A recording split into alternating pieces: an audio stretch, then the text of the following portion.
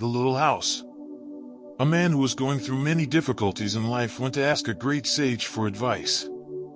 "Master, my house is very small. I live with my wife, my children, and also my in-laws in a few environments. We keep bumping into each other, and this creates an environment of anxiety and a lot of stress. We spent the day yelling at each other. I don't know what to do anymore," said that man in a desperate tone. The master then asked that man if he had a cow. That man said positively, and the master then advised him to put him inside the house too, along with all of them. He didn't quite understand that master's advice, because it seemed counterproductive, but he followed it to the letter, as he trusted his instructions. However, a week later, when he realized that things were even worse, he went back to complain to that master, but when he got there, he received new advice. "Look, son, I want you to put your 2 goats inside your house too."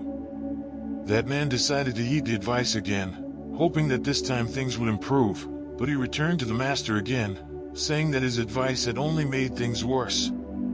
The master, looking at him, asked if there were other animals in the house.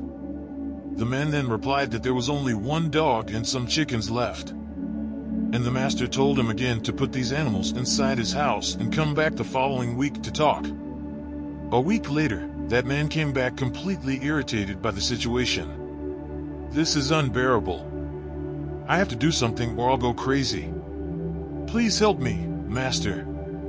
And at that moment, the master guided him differently. "Pay close attention to what I'm going to say, son.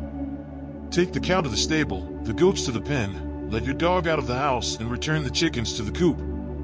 In a few days I want you to come back here to see me again." When that man returned to see the master, he was very happy and satisfied. "Ah, master, now my house has much more space. There is only my wife, my children, and also my in-laws."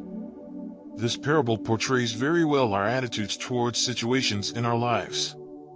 We all have difficult moments, but most of the time we let ourselves be carried away by bad feelings and end up making a situation worse than it really is.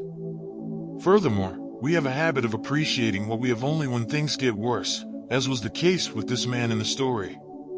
We can see that at no point did his life circumstances really change. He was simply presented with another point of view that taught him to see his reality differently, focusing on the positive and learning to show gratitude for what he had.